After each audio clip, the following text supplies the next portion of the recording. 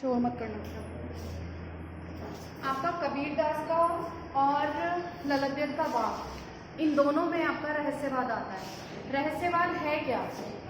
आप लोग योगा के बारे में काफ़ी कुछ जानते होंगे, योग आजकल चल रहा है। योग भी काफ़ी कुछ रहस्यवाद से रिलेटेड है। मतलब योग में हमें चीज़ें सिखाई जाती हैं, शरीर को स्थिर करना, उस पर नियंत्रण करना, उसको कंट्रोल करना। योगा में भी यही होता है। हमारे शरीर में 7 चक्र माने गए। ये है 7 चक्र। ये शरीर की आकृति यहाँ से शुरू होता है, सबसे नीचे मूल भाग से। मूल भाग वाले को कहते हैं आधार चक्र। इसके थोड़ा ऊपर जाएंगे, इसे कहते हैं त्रिक चक्र। इसके ऊपर नाभि के पास हमारा होता है सौर स्नायु। सौर का मतलब सूरज, ऊर्जा। सूरज का मतलब सीधे सीधे ऊर्जा। तो जितनी भी हमारी शरीर की ऊर्जा होती है नाभि से जुड़ी होती है। आप लोगों को पता है कि बच्चा, शिशु जब माँ के पेट में होता है तो वो नाभि से अपनी माँ से जुड़ा रहता है। मुंह से आहार नहीं लेता, किससे लेता है? नाभि से। अभी बहुत छोटे से एक एग्जाम्पल बता रही हूँ। मान लो आपके होंठ वगैरह फट जाते हैं सर्दियों में, तो क्या कहते हैं? नाभि में तेल लगाओ रात को। क्योंकि नाभि के साथ हमारे पूरे शरीर का कनेक्शन होता है। एक बारीक सा नसों का जाल होता है जो पूरी बॉडी में जाता है। और वो क्यों जाता है? क्योंकि हमारा जो शरीर का संबंध है माँ के साथ नाभि से जुड़ा रहा है। तो ये इसलिए यहाँ पर इसको सौर स्नायु कहते हैं, जो सारे शरीर को ऊर्जा देता है। इसके बाद अगला आता है आपका चौथा, हृदय चक्र। ये जो लोग बहुत ज्यादा भावुक होते हैं ना, उनका हृदय चक्र ज्यादा एक्टिवेट होता है। उसके बाद आता है कंठ चक्र। जैसे जैसे हमारे ये चक्र हैं उसी के अकॉर्डिंग, मतलब जैसे किसी किसी का गला बहुत अच्छा होता है तो वो उसका कंठ चक्र ज्यादा एक्टिवेट होता है। इसके बाद जो ऊपर आते हैं ललाट चक्र, ये यहाँ मस्तक पे होता है। इसके बाद शीर्ष वाला, और जो 7वां अंतिम है शीर्ष, ये वाला शीर्ष चक्र जो है ये बिल्कुल यहाँ ऊपर होता है। जब ये एक एक करके जागृत होते हैं तो यहाँ तक तो कुछ लोगों को इंट्यूशंस होते हैं। आप लोगों ने सुना होगा ना, भविष्य दिखाई देता है या कुछ इस तरह की।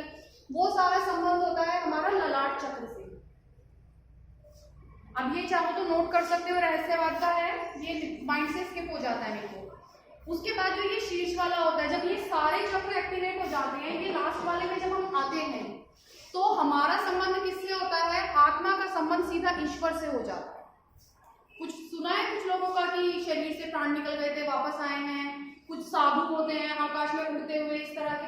वो सारों का संबंध जो होता है वो शीर्ष चक्र से होता है, शीर्ष से। ये सबसे ऊपर होता है। तो ये जो रहस्यवाद आता है इसका संबंध भी इसी से है। मेन जो है ये सारे नहीं, आधार, त्रिक, सौर, हृदय, कंठ, ललाट, इनसे नहीं है, सिर्फ शीर्ष चक्र से है। मनुष्य की आत्मा जो है वो परमात्मा से कैसे संबंध स्थापित करे, हम इस संसार में क्यों हैं, ये सब कुछ एक रहस्यवाद है। रहस्य का मतलब क्या है? कुछ छुपा हुआ, कुछ हिडन चीज। रहस्य का मतलब छुपा हुआ ही तो है। तो रहस्यवाद में क्या होगा? जो छुपा हुआ है उसे हमें खोजना है। अभी मैंने आपको बताया था कबीर की साखियों के बारे में। 2-2 पंक्तियों की इन्होंने पद लिखे हैं, दोहे लिखे हैं। तो इन दोहों में आपका जो है रहस्यवाद तो आपका पद और उसमें आता है, शबद और रमैनी में, पदों में आता है। लेकिन मूल रूप से जो आपके ये दोहे हैं 2-2 लाइन के, इनमें कबीर ने क्या दिया है, क्या बताया है? इनमें बताया है बाह्य आडंबरों के बारे में, लोगों की मानसिकता के बारे में, हम क्या हैं और हमें क्या होना चाहिए, हमें कहाँ जाना है, हमें उसके बारे में सोचना है। वो सब किसमें आता है? आपका साखियों में। हमने 3 पढ़ लिए थे। पहला, मानसरोवर सुभर जल, हंसा केली कराही, मुक्ता फल मुक्ता चुगे, अब उड़ी अनंत न जाही। ये हो गया था पहला आपका कल। दूसरा, प्रेमी ढूंढत न फिरो, प्रेमी मिले न कोय, प्रेमी को प्रेमी मिले, सब विष अमृत होए। कल की क्लास में आप लोगों ने 2 देखे थे। और तीसरा अंतिम मैंने कराया था, हस्ती चढ़िए ज्ञान को, सहज दुली चढ़ डारी, स्वान रूप संसार है, भूखन दे झक मारी। अब अगला है चौथा दोहा, चौथी साखी। इसमें है, पखापति के कारणे सब जग रहा भुलान, निरपक होए के हरि भजे, सोई संत सुजान। कबीरदास जी की जो भाषा है भले ही बहुत पुरानी है, 1398 में जन्म हुआ था, 1400 के करीब की, अब मान लो, ठीक है ना, 15वीं सदी की। लेकिन आज भी उसकी जो भाषा है हमारी हिंदी से काफी टच होती है। और लेखक हैं आपकी सूरदास की भाषा ब्रज भाषा है, उसको जब आप अगले साल पढ़ेंगे 10th में तो आपको थोड़ी सी कठिनाई होगी। उसके बाद जब आप तुलसीदास की अवधि पढ़ेंगे तो आपको और ज्यादा कठिनाई होगी। तुलसी की अवधि को समझने के लिए बहुत ज्यादा डीपली पढ़ना पड़ता है, सूरदास की मीडियम है। लेकिन कबीरदास की भाषा बहुत ईजी है, अगर आप दोनों पे ध्यान दें, उनके शब्दों पे ध्यान दें तो ईजिली आप उनकी व्याख्या कर सकते हैं। बहुत आराम से उनकी व्याख्या, उनके शब्दों को और उनके शब्दों का अर्थ आप निकाल सकते हैं। जैसे पखा पखी के कारणे, पखा पखी, मैंने आपको एक भाषा बताई थी अपभ्रंश, कौन सी बताई थी? और ये भाषा के बारे में मैंने कल भी पढ़ाया था थोड़ा सा। इसका समय वगैरह कुछ पता है? ये कौन सी भाषा है, कब आई, क्या है, इसके बारे में कुछ पता है? क्योंकि कबीरदास जी की भाषा सदुक्कड़ी भाषा कही जाती है। सदुक्कड़ी मतलब साधु की भाषा। मैंने कल भी बताया था कि साधु का और नदी का आपस में एक दूसरे का बहुत गहरा संबंध है। बहता पानी जितना काम का होता है, रुका हुआ सड़ा हुआ पानी किसी काम का नहीं होता। इसी तरह से साधु अगर चलता रहे तो वो ज्ञान अर्जित करता है, ज्ञान अर्जित करता है तो ज्ञान बांटता है। कबीरदास जी पढ़े लिखे नहीं थे, लेकिन उसके बाद भी उनका ज्ञान बहुत अधिक था। और ज्ञान अधिक होने का कारण था कि वो भ्रमणशील व्यक्ति थे, घूमते रहते थे, आसपास की जगहों पे जाते थे। कुछ शब्द इस भाषा के ग्रहण कर लिए, कुछ उस भाषा के ग्रहण कर लिए, दोनों भाषाओं के शब्दों का, दो मतलब जितने भी जगहों पर गए उन भाषाओं के शब्दों का मिक्सचर उन्होंने अपनी भाषा से बोल दिया। उसके बाद उनके शिष्य ने, मैंने अभी नाम भी बताया था, उनके शिष्य थे धर्मदास, जिन्होंने उनके काव्य का संकलन किया है। मतलब उनको तो पढ़ना लिखना नहीं आता था, उन्होंने तो जो बोलना था बोल दिया। लेकिन कुछ लोग होते हैं जो अच्छा बोलते हैं, जो धर्मगुरु टाइप के होते हैं, लोग उनको फॉलो करते हैं। तो उनके भी कुछ शिष्य थे, उनमें से एक थे धर्मदास, जिन्होंने उनको संकलित किया, जिन्होंने उनके काव्य को, उनकी बातों को लिखा। बात कर रही थी मैं अपभ्रंश की। हमारी सबसे पहली लैंग्वेज जो आती है, सबसे पुरानी, कौन सी है? हाँ जी, संस्कृत। संस्कृत के बाद पाली, और पाली के बाद प्राकृत। इनका अपना अपना टाइम पीरियड है। ये तो शुरू से चलती आ रही है, सबसे पहली लैंग्वेज है। इसके बाद पाली आई, ये बौद्ध धर्म की भाषा है। बौद्ध धर्म का जितना भी साहित्य है सारा पाली भाषा में है। त्रिपिटक सुने होंगे, बौद्ध धर्म के ग्रंथ को त्रिपिटक कहते हैं। इसके बाद प्राकृत आई, इसमें सारा जैन साहित्य है।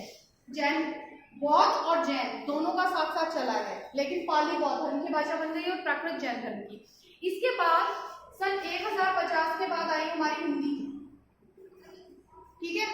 लेकिन जो ये पाली और प्राकृत है, ये लगभग 700 साल की है। सन 700 के आसपास की पाली और प्राकृत का टाइम है। तो इन दोनों के बीच का जो डिस्टेंस है, इसको कवर किया था हमारी अपभ्रंश ने। अपभ्रंश का मतलब होता है बिगड़ा हुआ स्वरूप। इसका अपना अर्थ ही बिगड़ा हुआ है। तो जो ये भाषा थी, पाली, प्राकृत, संस्कृत, इन सभी के बिगड़े हुए रूप, मतलब उल्टे सीधे शब्द इसने पकड़े और अपनी लैंग्वेज बना ली। तो ये जो पखापखी है, ये अपभ्रंश का शब्द है। पखापखी का मतलब है, अब हिंदी में अगर आप लिखेंगे, 1050 से हमारी हिंदी आ गई थी,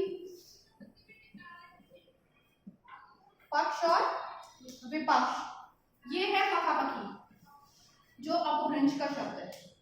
अब क्योंकि सन 1400 1050 से बहुत ज्यादा दूर नहीं है। और दूसरी चीज एक और, जैसे हम लोग हैं, हमारा एरिया बागपत एरिया, जाटू एरिया कहलाता है। आप कितनी भी अच्छी हिंदी बोल लो, लेकिन अपनी भाषा के शब्द नहीं छोड़ोगे, होता है ना। तो सेम इसके अपभ्रंश के साथ था। हिंदी का जन्म हुआ था 1050 में, चली नहीं थी। हिंदी का मूल साहित्य जो हिंदी में मिलता है, वो सारा मिलता है सन 1800 के बाद, 1800 में। उससे पहले सारा मिलेगा काव्य। तो काव्य सारा किसमें है? या तो इसके बाद, अपभ्रंश के बाद जो हिंदी आनी शुरू हुई लेखन में, वो सारी आई ब्रज भाषा और अवधी भाषा।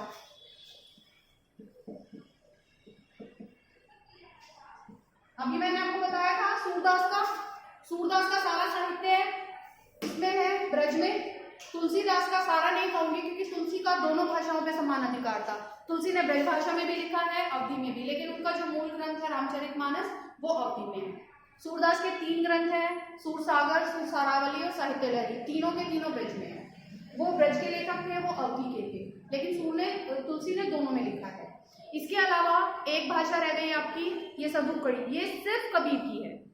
इसीलिए पंचमेल खिचड़ी और सदुक्कड़ी रामचंद्र शुक्ल ने उनको बोला है कि उनकी भाषा का जो नाम है, हजारी प्रसाद द्विवेदी और रामचंद्र शुक्ल 2 लेखकों ने उनकी भाषा को नाम दिया पंचमेल खिचड़ी और सदुक्कड़ी। तो ये पखापखी जो शब्द है आपका, ये अपभ्रंश का शब्द है और इसका हिंदी का मतलब है पक्ष और विपक्ष। पखापखी के कारणे, कारणे कारण, पक्ष और विपक्ष के कारण सब जग रहा भुलान, सारा जग जो है उसे भूल गए हैं। कैसे भूल गए हैं? ये चीज तेरी है, ये मेरी है, ये हिंदू की है, ये मुस्लिम की है। कुरान मुसलमानों का ग्रंथ है, गीता हिंदुओं का ग्रंथ है। तुम हिंदू हो, तुम वहां रहोगे, हम मुस्लिम हैं, हम वहां रहेंगे। जाति बहुत सारी हैं, ठीक है, इसमें भारत देश में बहुत सारी जातियां हैं, लेकिन जिस समय की हम बात कर रहे हैं उस समय 2 जातियों का ज्यादा था। आप लोगों को पता है ईसाई कब आए हैं भारत में? अंग्रेज, उन्हीं के आने के बाद तो क्रिश्चियंस आए हैं, अंग्रेजों के बाद। तो उनका समय तो 1800 के आसपास है, जहांगीर के 1600 के बाद, जहांगीर के बाद ही तो आए हैं, जहांगीर के टाइम से शुरू हुए थे, सर थॉमस लो आया था पहले। लेकिन तो क्रिश्चियन धर्म अलग हो गया, पारसी उससे पहले आए हैं, लेकिन वो भी 1400-1500 के आसपास आए हैं। पुर्तगाली जिन्हें आप कहते हैं, हिस्ट्री में पढ़ा होगा, तो वो भी हट गए। तो अब बचे कौन कौन से? मेन तो भारत में 2-4 धर्म माने जाते हैं, हिंदू, मुस्लिम, सिख और ईसाई। सिखों का बहुत पुराना है, लेकिन उनकी संख्या कम है। तो मूल रूप से कौन कौन सी 2 जातियां रह गई? हिंदू और मुस्लिम। तो जो ये कबीरदास ने लिखा है, ये इन्हीं 2 लोगों के लिए ज्यादा लिखा है, हिंदू और मुस्लिम। ये तेरा, ये मेरा, ये सब जो व्यक्ति करता है, जो जात पात और धर्म के चक्कर में पड़ता है, उसके बारे में बोला है पक्ष विपक्ष के कारण सब जग रहा भुलान।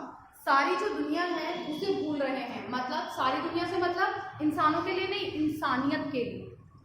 भाई मान लो एक मुस्लिम व्यक्ति को चोट आ जाती है, बराबर में हिंदू व्यक्ति खड़ा है, वो उसकी सहायता क्यों नहीं कर सकता? क्योंकि उसकी कास्ट अलग है, उसका धर्म अलग है। तो ये चीज कबीरदास ने महसूस की थी, और महसूस करने का कारण क्या था? मैंने कल की क्लास में आपको बताया था, कबीरदास के बारे में एक किंवदंती प्रसिद्ध है कि उनका जन्म तो ब्राह्मणी की कोख से हुआ था, लेकिन उनका पालन पोषण नीरू और नीमा नामक जुलाहा दंपति ने किया। तो एक पैदा करने वाली हिंदू और पालने वाले मुस्लिम, तो इस चीज का उन्होंने बचपन से अनुभव किया था। हो सकता है उनको पता चल गया हो, क्योंकि वो तो एक नवजात शिशु को फेंककर चली गई थी। पैदा होते बच्चे को कुछ नहीं पता होता, लेकिन इन फ्यूचर जाके हो सकता है जो नीरू और नीमा थे उन्होंने उसको भविष्य में बता दिया हो कि बेटा हम तुम्हारे असली माता पिता नहीं है। जो भी है, कबीर ने इस सबको महसूस किया कि इंसान धर्म के चक्कर में अपनी इंसानियत को भूल रहा है, ना ही वो किसी की सहायता करना चाहता है और ना ही किसी को संभालता है। निरपक होए के हरि भजे, तो इसीलिए उन्होंने कहा था कि हम सारी दुनिया को भूल रहे हैं। निरपक, निरपक भी अपभ्रंश का शब्द हो गया। निरपक का मतलब हो गया निष्पक्ष।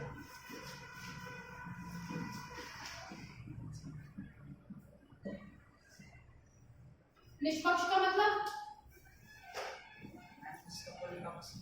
जो किसी के चक्कर में नहीं पड़ता, मतलब जो ना किसी एक गलत पक्ष को मानता है ना सही को मानता है, दोनों से अलग रहता है। जो ये आपका कल आपके दोहे पढ़ाए थे प्रेमी वाला, प्रेमी को ढूंढत मैं फिर, उसमें भी यही था कि जो एक दूसरे के चक्कर में नहीं पड़ता, सिर्फ इंसानियत को ध्यान में रखता है, ईश्वर को सच्चे मन से याद करता है, वो ही सही है। तो उसके बारे में उन्होंने कहा है निरपक होए के हरि भजे, निष्पक्ष रूप से जो सिर्फ ईश्वर का भजन करता है, सोई संत सुजान।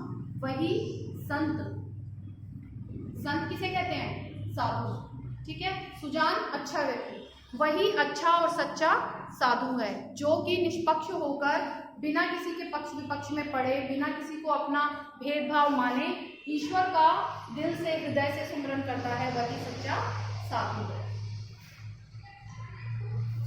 यहाँ पे सोई संत सुजान है आपका, यहाँ पे सै वर्ण की आवृत्ति हो रही है तीनों शब्दों में, तो अनुप्रास अलंकार हो गया। भाषा मैंने आपको बताई है, कबीरदास की भाषा पंचमेल खिचड़ी और सदुक्कड़ी कही जाती है, ठीक है। इसके बाद अगला देखिए, हिंदू हुआ राम कही मुसलमान खुदाई, कहे कबीर सो जीवता, जो दोहों के निकट ना जाए। यहाँ पर भी इस दोहे में भी कहीं ना कहीं हद तक एक ही बात कही गई है, हिंदू मुआ राम कही। मुआ वैसे तो मतलब एक प्रकार से सही शब्द नहीं है, लोग एक दूसरे को कहते हैं ना गलत, उसमें अब्यूज लैंग्वेज कह सकते हो आप लोग, तो ये उस तरह का शब्द है जो उन्होंने प्रयोग किया है। तो उनका इसका प्रयोग करने का तात्पर्य था, जब मनुष्य बहुत अधिक क्रोधित हो जाता है, बहुत अधिक गुस्से में होता है, तो उसके मुंह से गलत शब्द निकलते हैं। तो इस चीज के लिए कबीर बहुत ज्यादा खिन्न थे, बहुत ज्यादा परेशान थे कि किस तरह के लोग आपस में व्यवहार करते हैं। तो उनके मुंह से इसलिए निकला हिंदू मुआ राम कही, कि हिंदू व्यक्ति जो है वो तो सारा टाइम राम राम करता रहता है, मुसलमान खुदा है, और मुस्लिम व्यक्ति क्या करता है, खुदा। लेकिन ना तो उसे राम का पता, ना उसे खुदा का पता, दोनों में से कोई भी किसी को नहीं जानता। क्योंकि ईश्वर जो भी हुए हैं, जिनके भी बारे में हम बात करते हैं, ईश्वर के जिन भी अवतारों को हम मानते हैं, आप कभी भी किसी का भी चरित्र उठा के देख लो, कभी भी किसी पुस्तक को उठा के पढ़ लो कि उन्होंने बिना धर्म देखे, बिना व्यक्ति की जात पात देखे व्यक्तियों की सेवा की है, व्यक्तियों की सहायता की है। अगर वो सहायता कर सकते हैं तो उनको मानने वाले व्यक्ति क्यों नहीं करते? क्यों वो इतनी कट्टरता अपनाते हैं कि कास्टिज्म के चक्कर में पड़ के, जातिवाद के चक्कर में पड़ के लोगों के प्राण जा रहे हैं, इस चीज की परवाह नहीं है, लोग भूखे मर रहे हैं, इस चीज की परवाह नहीं है। अभी कोरोना के चलते देखा ना, क्या क्या देखा, बहुत कुछ देखने मिला कि जिसके पास पैसा है वो ठीक है, जिसके पास नहीं है लोग अपनी जाति वालों की मदद करने में तो खुश हैं, और ये बिल्कुल सच्चाई है। आप वो अपने घर में फील करके देखना कि अगर हम मदद के लिए आगे हाथ बढ़ा भी रहे हैं तो किसकी तरफ बढ़ा रहे हैं, ये सोच के कि ये मेरी जात का है, कम से कम इसको तो बचा लूं। लेकिन कभी भी किसी संत ने, सच्चे संत ने, कभी भी किसी ईश्वर के अवतार ने, जैसे हम अवतारवाद मानते हैं, कभी किसी ने ये नहीं कहा कि तुम इसकी सहायता करो और इसकी छोड़ दो। राम का उदाहरण ले तो उन्होंने शबरी के झूठे बेर खाए थे, शबरी की जात नीची थी, जो कि हमने पुस्तकों में पढ़ा है, जिसके बारे में हम जानते हैं। क्या उन्होंने उनके झूठे बेर नहीं खाए? क्योंकि शबरी को प्रसन्नता मिलेगी। तो जब राम कर सकते हैं तो उनके अनुयायी क्यों नहीं? ईश्वर मानते हैं ना राम को, तो फिर उनके अनुयायी क्यों नहीं करते? हनुमान बंदर का अवतार माने जाते हैं, वानर का, वानर रूप में पूछते हैं हनुमान को, और उनके साथ जो सेना थी वो सारी, लेकिन कितने लोग बंदर को, मतलब ऐसे तो वो होता है पूरा उदंडी होता है, मैं ये नहीं कहूँगी जाके गले लगा लो, क्योंकि बड़ौत वाले तो बहुत अच्छे से जानते हैं बंदरों के बारे में, लेकिन फिर भी मैं ये नहीं कह रही जानवर को जानवर मानो। अभी इतना खराब टाइम गुजरा है कि बेचारे जानवर भूखे मर रहे थे। थोड़ा दया भाव रखो अपने मन में। जो कबीरदास जी कह रहे हैं उनका भी यही मतलब है कि तुम लोग इंसानों के प्रति दया रखो, ना कि उनकी जात पात को अपने मस्तिष्क में रखो। कहे कबीर सो जीवता, कबीरदास जी कहते हैं, कहे कबीरदास जी कहते हैं सो जीवता, जीवता यानी जीवित रहने वाला, वही व्यक्ति जीवित है। कबीरदास जी यहाँ पर कहते हैं कि वही व्यक्ति जीवित है। कौन? जो दोहू के निकट ना जाए। दोहू यानी दोनों, ना हिंदू ना मुस्लिम, यानी कि उनका मतलब खाली हिंदू मुस्लिम से नहीं है, क्योंकि उस समय तो दो ही जात मैंने बताया इंपॉर्टेंट थी। उनका मतलब है कि जो जाति और धर्म के चक्कर में ना पड़ के इंसानियत को, मनुष्यता के महत्व को समझे और एक दूसरे की सहायता करे, वही सच्चा मनुष्य है, वही जीवित है। बाकी जो इस चक्कर में पड़ गया उसको तो वो मरे हुए के समान मानते। ठीक है, अगला देखिए। काबा फिर काशी भया, राम ही भया रही, मोट चून में गा भया, बैठ कबीरा जी। अब ये वाला जो दोहा मैंने अभी आपको पढ़ाया था, इसके जस्ट बाद है। इसका मतलब है, अभी तो मैंने कहा कि इन दोनों के चक्कर में नहीं पड़ना, जातिवाद के और एक दूसरे को अलग मानना, ये सब नहीं करना। अब कबीरदास जी अगले दोहे में कह रहे हैं कि जो व्यक्ति इस बात को समझ गया, किस बात को, कि हमें इन चक्रों में नहीं पड़ना है, हमें इंसान बनना है, इंसानियत की कदर करनी है, जो व्यक्ति इस बात को समझ गया उसके बारे में है काबे फिर कासा भया, काबा फिर काशी भया। काबा क्या है? एक मुस्लिम जगह, पवित्र स्थल, जैसे हज जाते हैं ना, तो उसका नाम काबा। और काशी यानी काशी, काशी क्या है? हिंदुओं का पवित्र स्थल। अगर मनुष्य के मन से तेर मेर की, जात पात की भावना निकल जाती है तो वो काबा और काशी दोनों को एक मानने लगता है। काबा फिर काशी भया, यानी जो काबा स्थान है वो भी हिंदू व्यक्ति के लिए काशी बन जाएगा और जो काशी स्थान है वो मुस्लिम के लिए काबा बन जाएगा। यानी दोनों एक दूसरे के धार्मिक स्थलों की कद्र करेंगे, उनके सामने सर झुकाएंगे। और ये स्थिति कब आ सकती है? जब हम इस चीज को समझें, जब हम इस चीज को माने कि ये जो व्यक्ति है ये संसार में आपस में लड़ने के लिए नहीं आया, एक दूसरे के साथ झगड़ने के लिए नहीं आया, बल्कि किस लिए आया है? एक दूसरे की सहायता करने के लिए, एक दूसरे के साथ रहने के लिए, एक दूसरे की मदद करने के लिए। तो वो ये कह रहे हैं कि जब मनुष्य के मन में से भेदभाव खत्म हो जाएंगे, उन्हें सारी चीजें समझ आ जाएंगी, तो काबा और काशी एक हो जाएंगे। राम ही भया रहीम। राम किसका है? कौन मानता है राम को? हिंदू व्यक्ति। और रहीम को? मुस्लिम। तो राम और रहीम ये दोनों भी क्या बन जाएंगे? एक। काबा और काशी भी एक हो जाएंगे और राम और रहीम भी। ना किसी के लिए काबा रहेगा, ना किसी के लिए काशी, ना राम ना रहीम, बस ईश्वर का एक रूप रह जाएगा।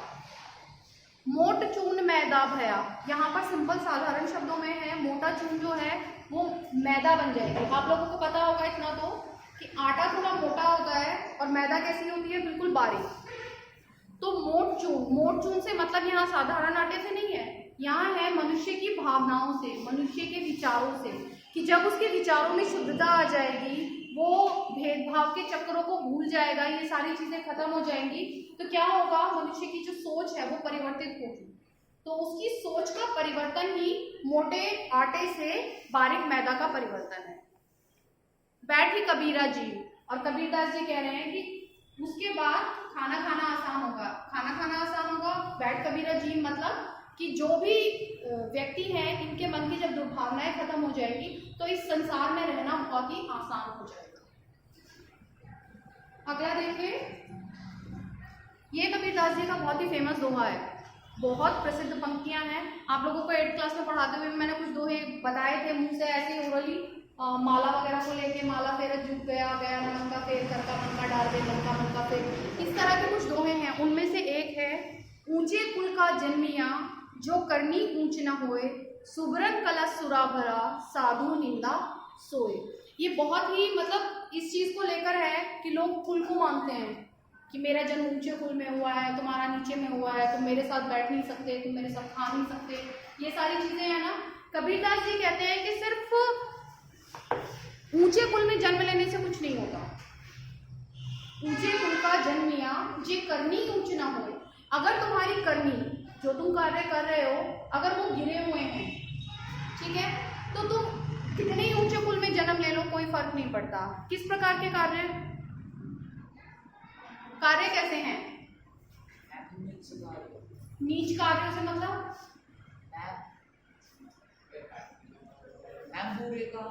हाँ जी, बुरे काम, किसी के चोरी करना, डाका डालना, हत्या करना, किसी का अपमान करना, किसी की इज्जत ना करना, ये सारी चीजें जो होती हैं ये हीन है। सामाजिक दृष्टि से, संस्कारों की दृष्टि से ये सारी चीजें हीन हैं, ठीक है। अगर कोई व्यक्ति गाली दे रहा है तो क्या कहेंगे? अकल नहीं है, तमीज नहीं है, घर वालों ने कुछ सिखाया नहीं है, यही चीजें होती है। सीधी सी बात है, संस्कारों पे बात जाती है तो वो कुल देखा जाता है। जो मतलब छोटी सोच का व्यक्ति होगा कहेंगे अच्छे संस्कार नहीं है, अच्छे घर से नहीं है, सीधी सी बात आ जाती है कि अच्छे घर से नहीं है।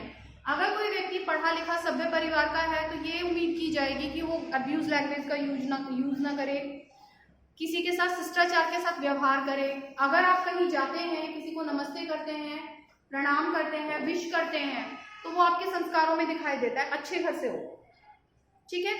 लेकिन अगर आप इग्नोर करते हैं, अगर आप नहीं करते हैं, विश नहीं करते हैं, तो ये माना जाएगा भैया घर वालों ने कुछ सिखाया नहीं, अकल तमीज नहीं है बच्चे को, पढ़ना लिखना कुछ नहीं जानता, स्कूल भी ऐसा ही है, बस कुछ नहीं है, आता जाता कुछ नहीं है।